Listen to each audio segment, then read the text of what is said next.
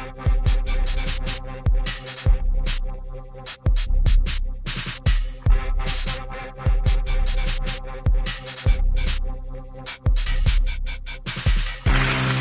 ordered every federal agency to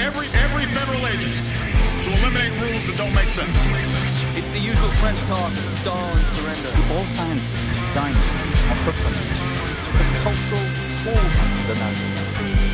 You Americans have given us nothing. The sense grows very evil. Make our planet great again. Welcome back to the Royal Palace Podcast. On this episode, we're going to be talking about the post-Bayrou regime, what we can expect under the new Prime Minister, Sébastien Lecornu. And Liam's back. I'm back. Incredible amount of kudos to Marlon. If you listened to our last episode that I was absent on, Marlon incredibly spot on predicted that the next Prime Minister within several weeks would be Sébastien Lecornu. And he was right. Which, by the way, means our predictions thus far are 100% right. We got the U.S. presidential election right. We got the appointment of France's prime minister right. So if you can probably bet based on our predictions. Yes, and Marlon, if you're listening, please send me just a list of general predictions of things I can bet on in Polymarket. Who's going to win the Kentucky Derby this year? Things like who's going to win the World Cup, things like that. Because, damn, Could you imagine, Liam, if our podcast finally blows up, but not because we have a lot of dedicated, intelligent, well-informed listeners who want to know a little bit more about France, but because the Polymarket crowd realizes we're just so good at calling those balls and strikes. Yeah. And by the way, everyone who didn't listen to the last episode, go listen to it. And also that's Marlon of the French Legislative Election Podcast, FLEP 24 to 2027. They don't. He says they don't go by that anymore. They says it's just 2024 and beyond. They don't say 2020. They don't say 24/7 now. Okay, probably a good call. Go listen to FLEP 24 and beyond.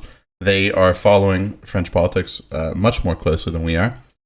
We struggle to have the stamina for it, but we've got to follow it now because, oh my God, there has been the amount of prime ministers that France has had. We did not intend this to be a podcast focused on politics when we started a little over a year ago, but we've now had to do so many special episodes on French politics because this is the third prime minister France has had since we started this podcast. Right, Patrick? I mean, that's incredible. Yeah, I mean, it is pretty incredible. And we don't know. There might be more. There might be more. So I was looking at this. I was like, is this some kind of record in the Fifth Republic? And the answer is almost. So Macron, who has been president since 2017, so 8 years, has now had 7 prime ministers. Sébastien Lecornu is the 7th prime minister under the Macron presidency.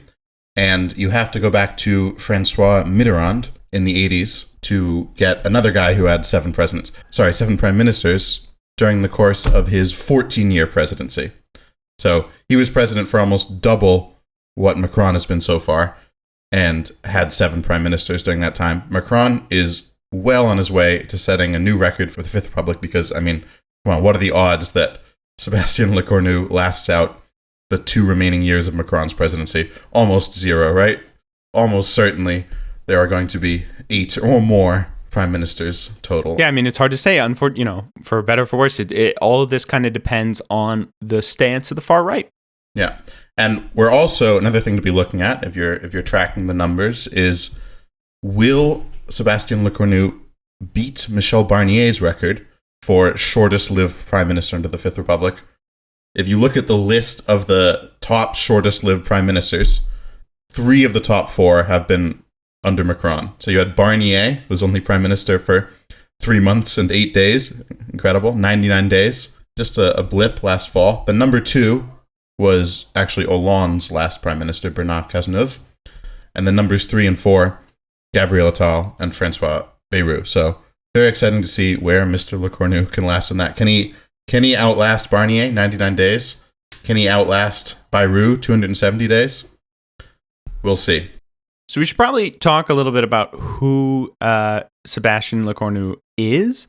But before we do that, I just want to point out something about who he is on the political spectrum. So we know, for example, that he's been having, I think for the last 2 years or something, dinners with Marine Le Pen and Jordan Bardella. His political background is generally on the like center right, I guess you would call it, like the Républicain. Well, technically, but he's basically as pure-blooded of a Macroniste as you can be. He was in Les Républicains pre-Macron, pre-2017, but he didn't have any important roles. He was a mayor of a small town called Vernon, 25,000 people, and then he was the president of a departmental council. So he was sort of a nobody, not an important politician until Macron, and he's been a Macroniste ever since. He's been continuously in ministerial positions in all the many, many Macron governments in the past 8 years. So he does come from the right, but he's also just one of the few pure, like, loyalists. Renaissance guys. An OG. As much of an OG as you can be for a political party that was only created in 2017. 2016, no? Sure, whatever. It was only created with Macron, right? The political party is Macron, as we've discussed before. Yeah, the political party is like filling in the details after he existed, right? Like it's they say in French like a coquille vide, like it's an empty structure, no? Yeah, it's sort of a if you were being uncharitable, you could say it's a personality cult around Macron. You could say it sort of has the structure of like a Latin American dictatorship where it's just one guy and then a bunch of people who would like to stab him in the back and take his place without any ideology around it. So there's sort of few people in that party that are like pure-blooded Macronists because they're all sort of, they're all people like Edouard Philippe who have some other agenda, are trying to jostle for succeeding Macron and so on. But it seems like this guy, Sébastien Lecornu, is as much of a pure copy of Macron, a Macron underling as you can get. Yeah, I think during like the like initial part of the Macron presidency, like I kind of feel like I remember him going around talking about like the importance of like open data and digital stuff, and then kind of very quickly into the Macron presidency, I think by 2022. So this would be under the Born government. He becomes Minister of the Armed Forces, a position I understand he's qualified for because he was a reservist in the gendarmerie, which a lot of people are reservists in the gendarmerie. No hate to those guys, okay, but like it's kind of unclear why that would make you in charge of the armed forces in France. Yeah. So he's been Minister of the Armed Forces, aka like Minister of Defense, the main guy, the main army guy, for the past 3 years. Before that, he was Minister of Overseas France. Again, I don't know what you kind of feel like that position should be someone from overseas France, but it appears to almost never be. I mean, you know who it is currently? No, it's Manuel Valls. Why? Why that guy? I could do a whole episode about how much I hate that guy because of also he's got the Catalan connection, so I can hate him from both a Catalan politics and a French politics perspective. But there's a guy who isn't qualified for anything. Least of all, it just seems insulting. Just like put someone from overseas France as the Minister of Overseas France. That seems like a no-brainer. Or kind of do like kind of do the thing where you have someone who has like a weird kind of like interest in overseas France and is like really white. Just someone who has a reason to be there. It's kind of like Gabriel Attal as Minister of Education. The only aspect that makes him qualified for that is he went to education as a kid. Yeah, but I mean, not a lot of people qualified in this government in general. Right, that definitely seems to be kind of a through line of all of it, to be honest. Is that, anyone who is competent and has kind of like a vision on how to make things better, they're long gone or they're in the private sector. And kind of the people you have left are just people who are just willing to kind of sell out, their values to being a puppet of Emmanuel Macron. This is not like a controversial view. I mean, like the right would have this exact same analysis of it as well. And I even think the people who are victims of, or not victims, but who willingly step up for these positions kind of recognize that they are that. I mean, you remember Gabriel Attal, right? Like, he became prime minister by being a loyalist to Macron, and he was a little bit bitter about Macron throwing him under the bus. And I think we talked about it on one of our specials on the matter. But it's just like, no one is. This is not a controversial view, I think, to have, that this is that the government is essentially just Macron at this point. Yeah, Marine Le Pen actually had a pretty great tweet about it. She said that the president shoots the last cartridge of Macronism, bunkered up with his little cadre of loyalists. And that is a pretty accurate description of it. And it seems like, I think some people were speculating that the next prime minister would be someone, a pseudo-leftist, sort of like, which was what Elizabeth Borne was back in the day. She was a former socialist. Because in theory, right, like, Macron's movement drew people from both the Republicans, the center-right, and the socialists, the center-left. Macron was a socialist. He wasn't coming from the right. He was a minister of the economy in the government of François Hollande. He came from the quote-unquote center-left. But almost everyone involved, like, closely with it now came from the center-right. But back with Elizabeth Borne in 2022, the idea was he was trying to sort of go back to trying to appeal to the moderate, center-left, whatever, with someone like that. People thought he was going to do that again, and he's just said no. Just right. And as we predicted on this podcast, and as Marlon, got to give credits to Marlon, especially, that wasn't what was going to happen. But nonetheless, the media kind of like was rolling with it. I mean, they spent probably between when we released our podcast episode and the vote of no confidence happened, all they did was talk about like the different people, right? And like, will he like associate the left? And then, they kind of use that as an opportunity to try and get some of the weaker people on the left to kind of publicly sort of succumb to that, I would say, where you had like, the socialists essentially in like a bid to try and, I don't know what they get out of it, but like to try and convince maybe Macron that they're open to discussion or whatever. They're going on all these, TV channels to tell everyone, to tell the nation, oh, we're willing to work with Macron, or whatever, or like we're open to this. And, but I think it's very clear, based on the behavior, I think we can surmise that there was never kind of any sort of overture to the left that was seriously considered by Macron.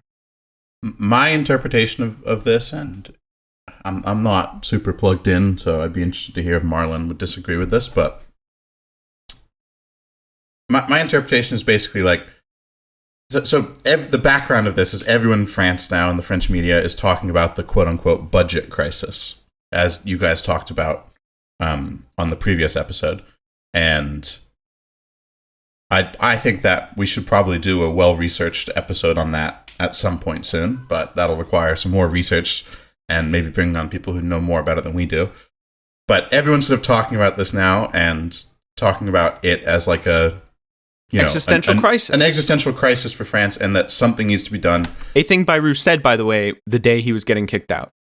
And that no one has been able, a big part of the problem here, indisputably, whatever way you look at it, is the complete lack of governmental stability in France. That's probably more of a problem than the debt. Like, that's probably more of a reason for why bond yields are rising. That's another thing that everyone's talking about, is that French bond yields have risen now to the point which that they're higher than Spain, higher than Greece, almost as high as Italy. Like, bond yields meaning basically what the government has to pay on new debt that they take on. And so in theory, that's bad that investors have less confidence in France than they do, less fiscal confidence than they do in countries like Spain and Greece, or Portugal, which are historically historically had to pay very high yields in their debt. But I would guess, and again, I think we should do a whole episode where we look more into this. I would guess that a much bigger reason for that than France's budget deficit is just that they cannot have a stable government, which is Macron's fault, to be clear. It is basically Macron's fault. He keeps forming these governments and appointing people prime minister that there was no support for. And that's why the governments keep collapsing. It's entirely on him, but it's being used as a way to strong arm the weak minds of the center left and the Communist Party and the Greens. And even I was reading some of the RN. Apparently there's a big split in the RN where there's like, you know, I think their main position is that they just want Macron to go to an election. They want to force an election because they know they'll do better. But apparently a lot of their MPs are being sucked in by this rhetoric of like, we need to be responsible for the state. We need to be responsible for France and pass a budget of some sort. And so, anyway, my interpretations, I think that Macron knows he doesn't need to make any overtures to the left. He just needs to appoint someone, anyone, probably excluding, like, actually appointing Jordan Bardella, and then just continue this rhetoric of like, okay, but we have to do something. We have to pass a budget, or else France is on the verge of bankruptcy, which is nonsense, obviously. Yeah, and I don't know if you listened to Adam Two's episode that he did a couple days ago on this subject precisely. He didn't seem that concerned about France's debt situation. I mean, he relativized it, for example, to that of the United States, because you know the U.S. pays a higher higher cost to buy or to borrow than France, and he ultimately doesn't seem that worried about it. So does Britain. Britain's rate is a lot higher, and no one's talking about Britain being on the verge of a collapse. Right, exactly. Yeah, it's nonsense. I haven't listened to the Adam Two's episode on that yet. I should, and like I said, I want to look more into this, but it's obviously nonsense. Yeah, it's obviously a fabrication. It's a political fabrication to sort of force some sort of government stability and budget through. It's also just a fabrication to push austerity again and again. The European center-right is so suicidal. This is not just Macron, but also the German government is saying this kind of stuff now too. They're saying, "Oh, we're living beyond our means," which it's just after they raise spending on defense. Yeah. I mean, it's just it's nonsense, and we should definitely talk more about this and in a more informed way, or with someone more informed on this subject than us at some point. But it's just. It pisses me off so much. It especially pisses me off that the media goes along with this narrative constantly, consistently. Like, oh yeah, we can't afford this. This thing about getting rid of 2 holidays in France. I saw that. So we don't know much about what Lecornu is going to do, and he hasn't appointed his government yet, like his ministers. But he has said that he isn't excluding the getting rid of the 2 holidays thing. And the getting rid of the 2 holidays thing, I think, is like a double-edged sword of like government PR. On one hand, it's very unpopular. That's for sure. No one is for getting rid of 2 holidays.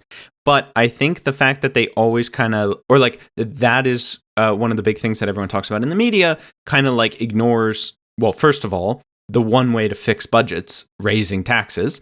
Makes it about like, oh, should we get rid of 2 holidays? Is it like worth it? Like, are we really going to destroy La France because we don't have these 2 holidays, which are already more than other European countries? That kind of thing. Like it's very unpopular as a thing. You tell people you're taking away holidays, they don't like it, but it's a great way to bring the debate down to just kind of like meaningless jargon, I think. And you see, I've seen this in the American media's interpretation of what's going on in France, right? Like they don't talk about how the Bayrou budget was going to cut support for people who are so handicapped they are unable to hold a job, which, by the way, is well below minimum wage what they get to live on, despite having a significant handicap. No, instead we're talking about like 2 holidays or whatever. And the American media that I've seen, at least, is presenting this as it's like, the French people being unwilling to work kind of vibe, Yeah. But, let me just say that I think what is very interesting for me. So I've been for listeners who don't know, I've started a new job. So I have more interaction with normal French people every day. And like my experience has already been like, I've been kind of flabbergasted at just how little the media rhetoric is working on people.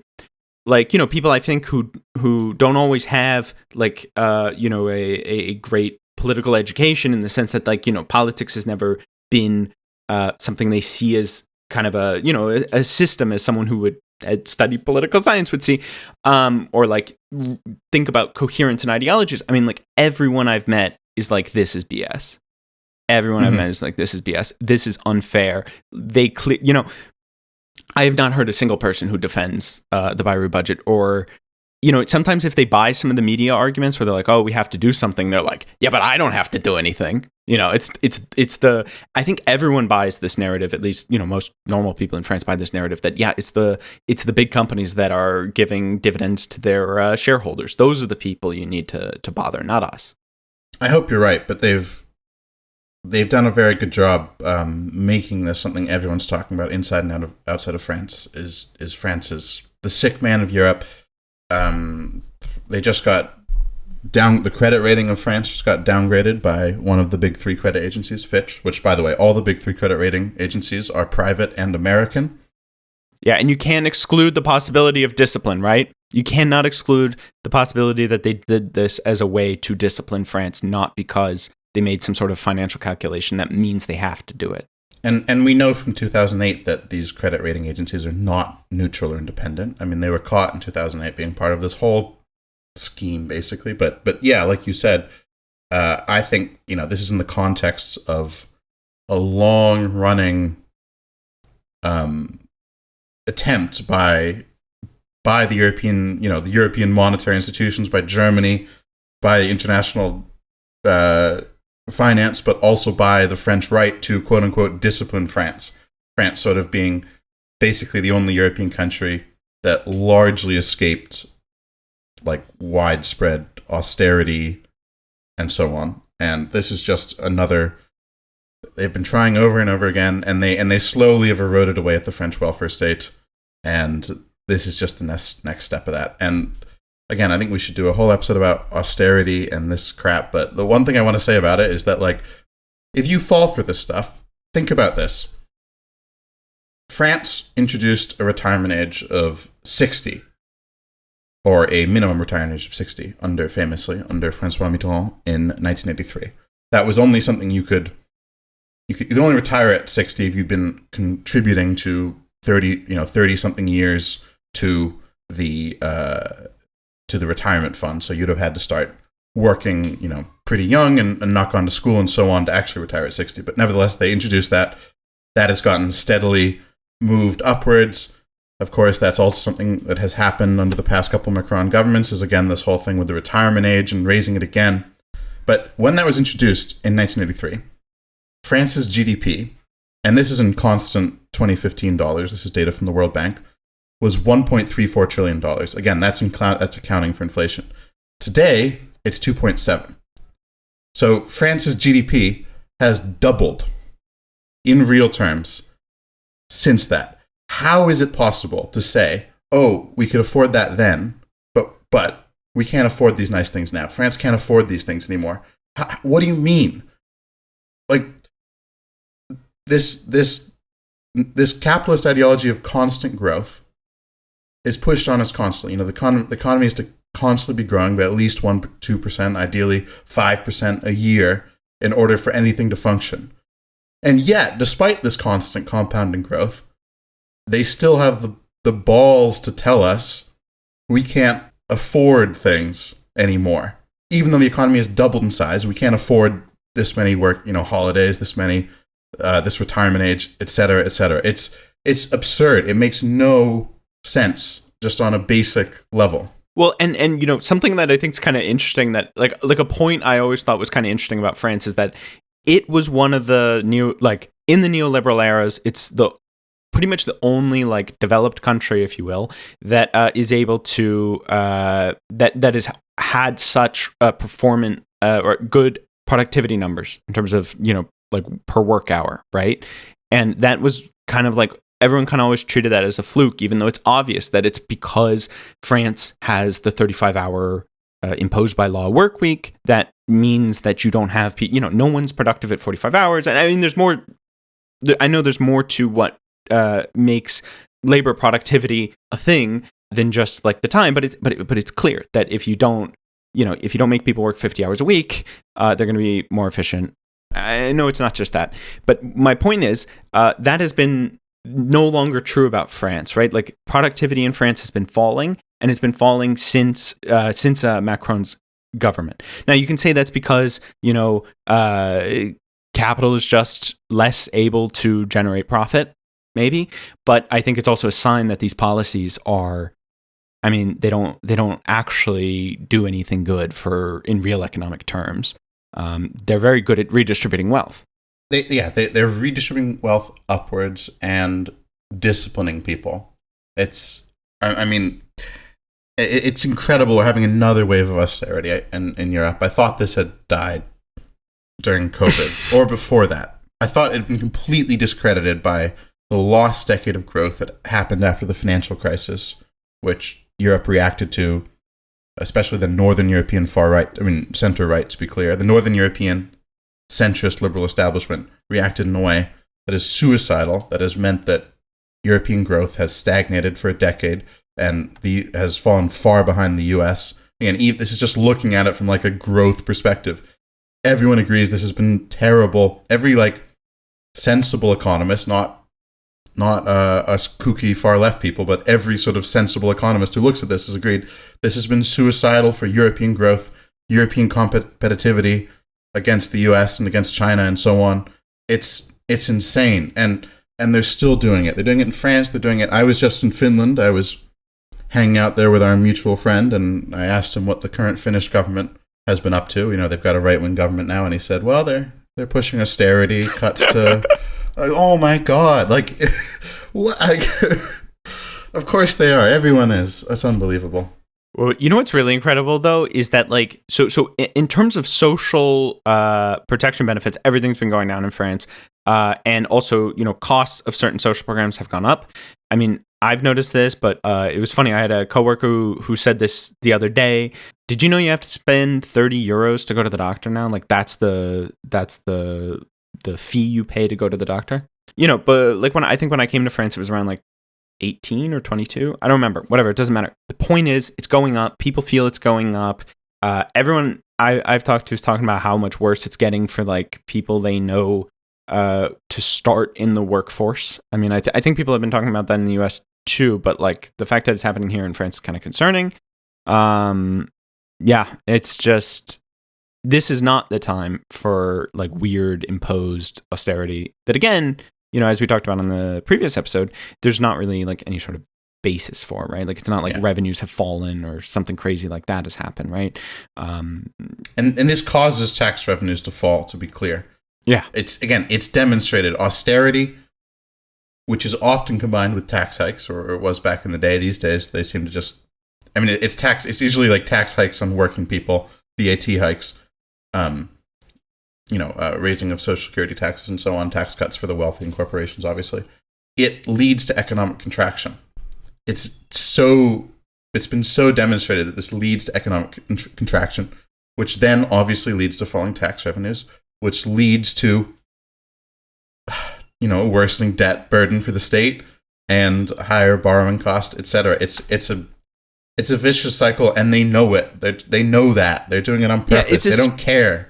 It's especially, income, for example, people's income is much less affected by the economic situation in the short term than, say, what people buying things, right? So putting all your taxes onto VAT as opposed to on revenue or wealth is a huge mistake, because if people stop spending tomorrow, then your tax revenue tomorrow falls.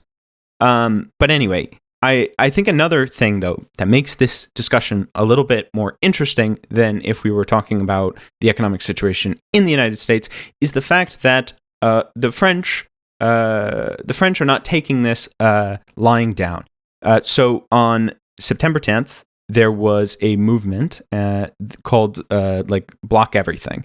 And the idea was to, everyone go, from a syndical perspective. By the way, this did not come from the syndical establishment, but they eventually joined. So in the public service, there were a lot of people who went on strike.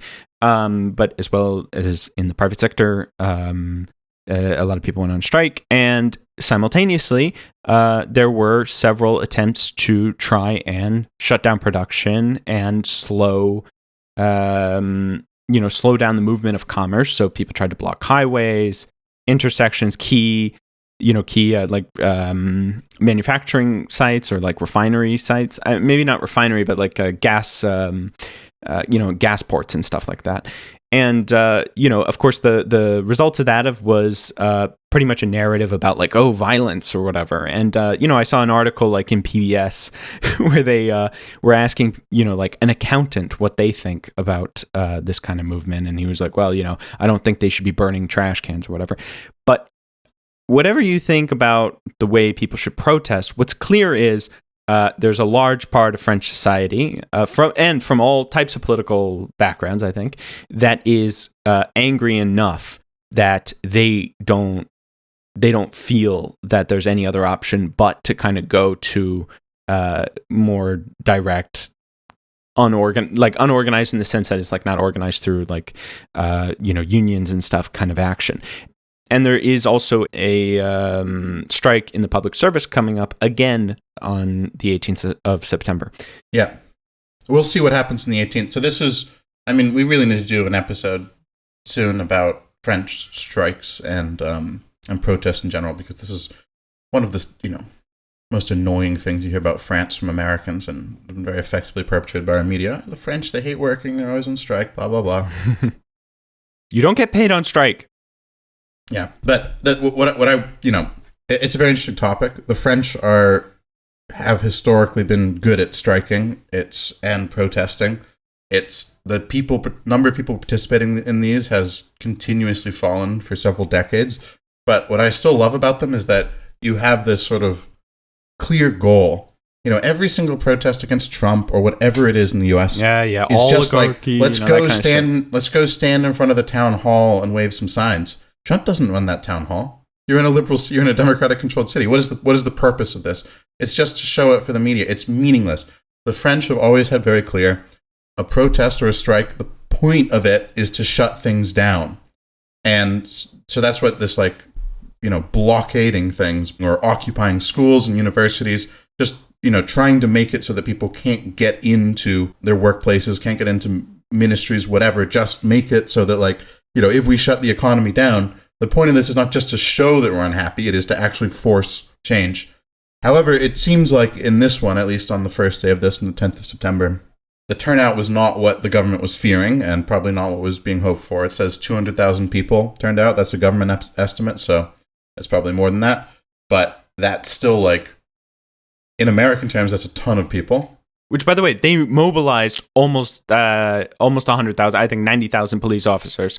People are joking that for every protester, there's a cop. But they expected a lot more protesters. Clearly, in French terms, this is not a ton of people. Right, but that kind of thing happens all the time, where they, True. There's a movement of pro-Palestine protest or whatever, and there is actually more police officers than there are protesters. But my point is they didn't manage to shut down the country, which these sort of movements used to be able to do. It's clear that, whatever you want to call it, just collective action has been reduced over the past few decades in France, as everywhere else, for various reasons. It's still much stronger than in other countries, but... One of the big points to make is, so when Liam and I first came to France, not so long after the Gilets jaunes, the yellow vest movement, that is, I think we misunderstood it ourselves at the time, but I also think the international media still misunderstands what it was, and it's somewhat a little bit understandable, because it was not a movement in in a political party kind of sense, or something from the unions, but these were protests that resulted in a lot of police repression, or repression coming from the police and from the justice system. I think it was.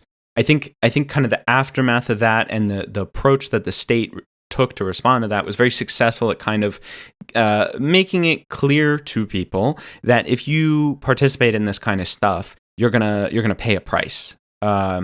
It's going, you will not, I think that's why May Day is kind of one of the only events where people don't get tear gassed immediately or hit with sticks, or batons. I mean, it's because, like, look, this is the place where you can express your thing. We won't listen to you, but you can go do that. And to try and kind of give these other more like I don't want to say grassroots, but like more organic movements, those things are unacceptable from a state perspective. Because a lot of them don't ask for authorization in order to do their protest, right? They're more organic in that sense. Yeah, and we'll see what happens on this strike that's been called on the 18th of September. I mean... Which, by the way, I'll be striking on the 18th. Nice. I hope big things, but it's still... I mean, look, it's unfair to compare anything to 1968, but 1968 is a good benchmark of what France used to be like. And in the famous general strike of 1968, 10 million workers, 2/3 of the labor force, walked off the line. 10 million. That's unbelievable. And nothing could get that kind of turnout anymore. Both because the unions don't have the same reach, but also just like politics, collective action doesn't have the same reach. Again, this is not unique to France. This is actually probably less so in France than most countries, but you just can't get people to care in the same way anymore for a million different reasons, but it's notable. Yeah, there's plenty of reasons, but like the public service, for example, used to be like a very reliable place to do strikes, and it honestly is probably still among some of the most active parts of the society that is, has a good amount of people who are still part of unions and whose unions are still like meaningfully active.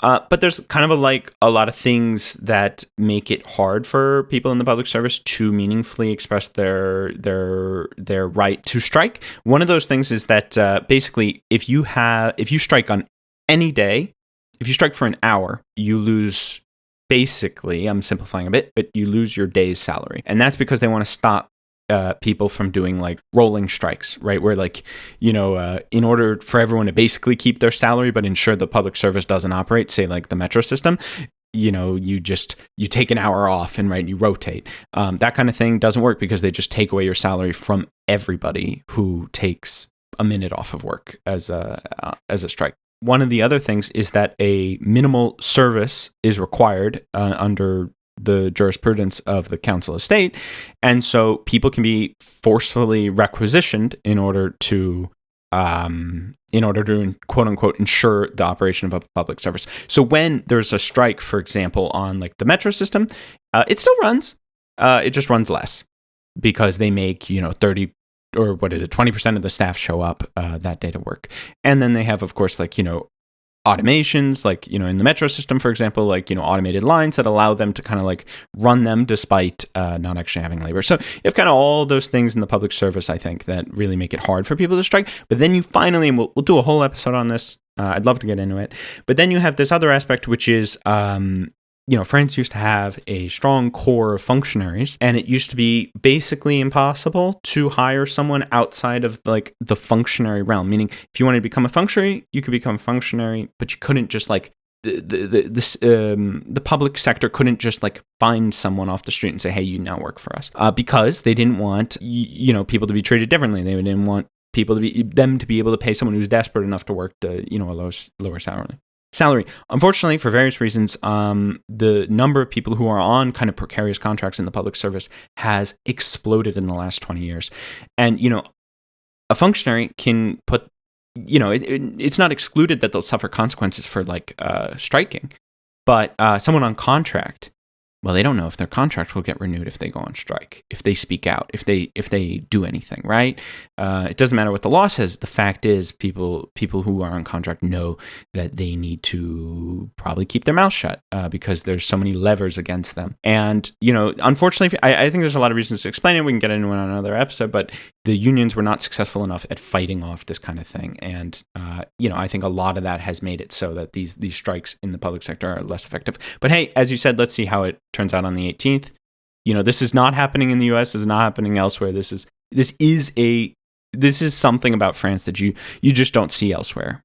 I also want to say about that, what you're saying there, though, that like this is not, I mean, sure, that these laws that make it harder to strike is not an excuse, because I mean it's obviously it's an explanatory factor, but like these rights were not granted by the state. They were won by unions through collective action. They managed to make, collective action was initially completely illegal on the workplace. They managed to win this stuff back in the 19th century when it was a lot harder to do that. And the state was a lot more willing to just kill people. So you're right, but it's no excuse for... Yes, I agree with you. And like, there's tons of factors that make this happen, but there's a particularity, I think, or something unique about the public service, which is that like necessarily the public service itself, like people who are public functionaries, have a certain attachment to the state, even if they, or to the order that is public, even if they criticize it, right? So the only way for them to meaningfully participate in private labor movements is if there is some sort of notion of a right to, they can only essentially join. I mean, I'm not saying, I don't know the whole history of public sector strikes, but like it's a different sector than the private sector. It's less antagonist, or it's less clear where the antagonisms actually lie. And as a result, I'd point out that like the right to go on strike in the public sector was not won by functionaries. Instead, it was first won by the private sector in the end of the 19th century, gets codified in the early 20th century in France. And it's not until 1941, when the Vichy, I believe it's 1941, but it's around then, that the fascist Vichy regime legalizes unions in France unions in the public service for the first time, and then 3 weeks later excludes Jews from those unions. And then it's not until the Fourth Republic that real unions in the public service are allowed, and the right to strike is actually recognized as being allowed in the Constitution. Not because they fought for it, but because I think the reason is mainly that we were just kind of in this like coming out of fascism stage where people thought like, oh, maybe if like there were unions, maybe they could have said something or whatever about like sending Jews off to be killed in Nazi Germany. I don't know what the actual reason is. I don't know all the history, but it's very clear to me that like in the public service, it is in fact the result of law following the private sector. But it's an interesting point you make there about the it not being clear where the antagonism is in the public sector. But I would say, on the other hand, public servants are actually directly employed by the state. The state is their boss, so in some ways the antagonism is clearer. It kind of makes more sense for them to strike for higher salaries and stuff like that, because the state is the one who decides their salaries, unlike in the private sector. But to change the conversation back to Lecornu, my France info page I've got open has just updated, and here's some breaking news for you. Sébastien Lecornu announces that he has decided to remove the proposal to get rid of 2 holidays. I think that just proves everything we were just talking about, though.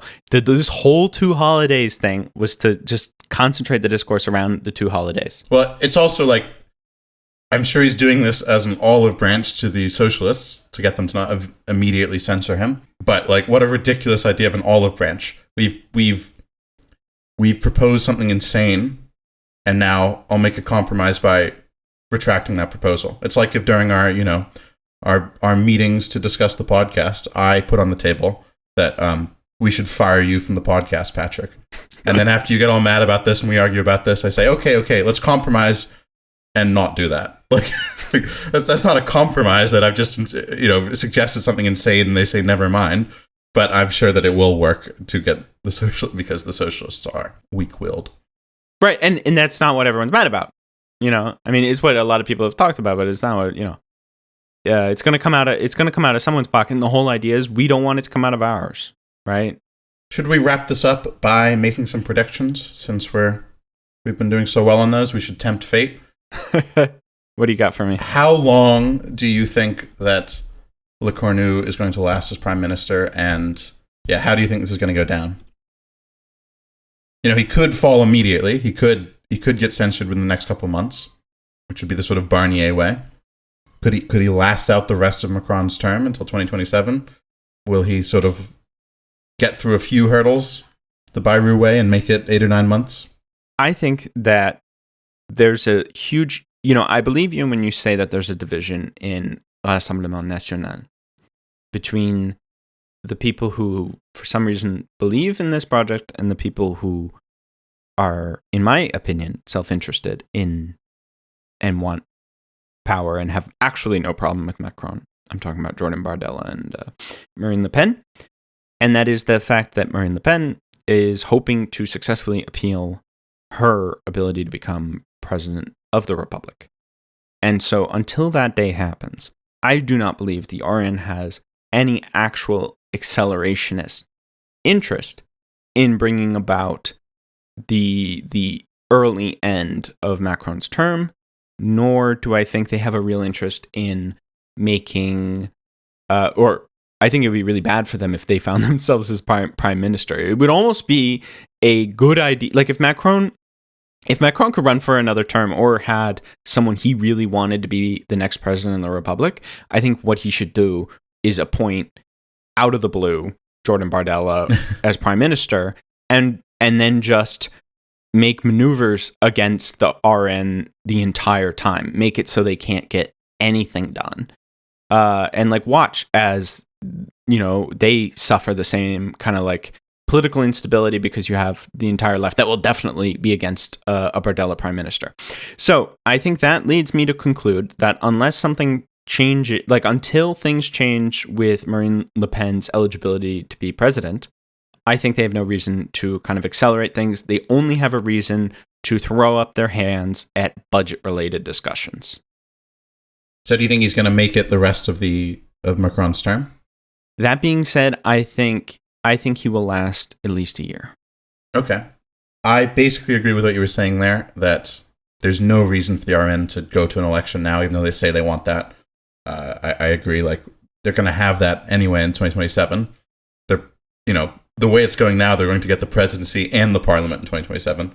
Why would they want to jeopardize that by getting the parliament now and then probably fucking up in a bunch of ways and hurting their chances in 2027? So I don't think they're going to like topple him immediately. But I do think that they're going to continue with the pattern, and I think he's going to last less than a year, but I think more than 6 months. So I think he's going to go down on a sort of similar pattern to Bayrou, to more than Barnier, but sort of the similar thing. I don't think he's going to last out this term. I don't think he's going to last a year, but I do think he's going to last more than a few months because Macron is going to manage to, give some stupid concession to the RN, and then they're also going to get the socialists and probably even, the communists and the Greens to vote for this. And then eventually they're going to be hard-headed on something that is going to lead him to fall again, and we're going to get another prime minister appointed without a new election. Yeah. There we go. We'll see. Yeah. The question, of course, is if we want to really make kind of like a complicated prediction here, if he falls, if Lecornu falls, who replaces him? Oh, I have no idea. Ideologically. Another Macroniste or LR guy. Same sort of thing we've had. I don't think. Yeah, I'd make the same prediction as well. I don't think there's any chance of even like a paper thin, quote unquote, center left government. It's possible. I don't have a good prediction for that, but I think we're going to continue with the same pattern, basically. No new election, no new coalition, just sort of the similar muddling on. And they'll probably pass a budget finally that will cut some stuff, but not in a really aggressive, not something as dramatic as getting rid of 2 federal holidays or anything like that. Public holidays, not federal.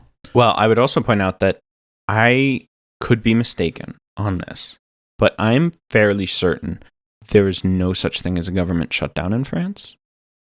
And I think they could just de facto renew the budget for next year. I'm not sure. We should find out how that works. I feel like we talked about this. We looked into this last time this happened with when Barnier fell. Listen, I just distinctly remember having a class about where this kind of issue came up, and I just remember being explained that l'American shutdown n'existe pas en France. So well, if someone understands that better than us, hit us up.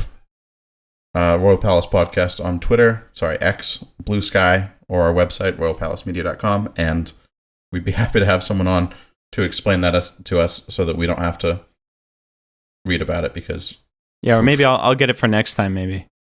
Anyway, thanks everyone for listening. We're back. We've been off for a lot of the summer for various reasons, but it's la rentrée, as they say.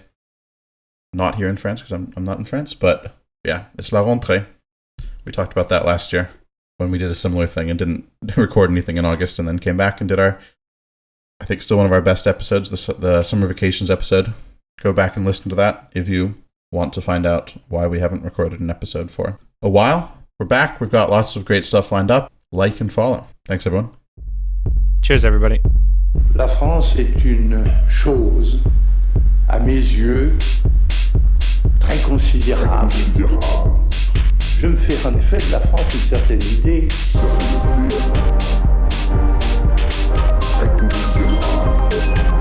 Je veux dire par là qu'à mon sens, elle est quelque chose de très grand. Je me fais en effet de la France une certaine idée.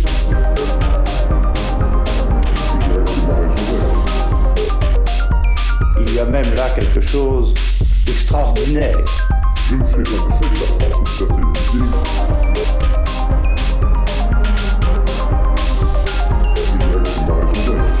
Il faut que la France joue son rôle, c'est exact. Et pour qu'elle joue son rôle, il faut qu'elle soit la France.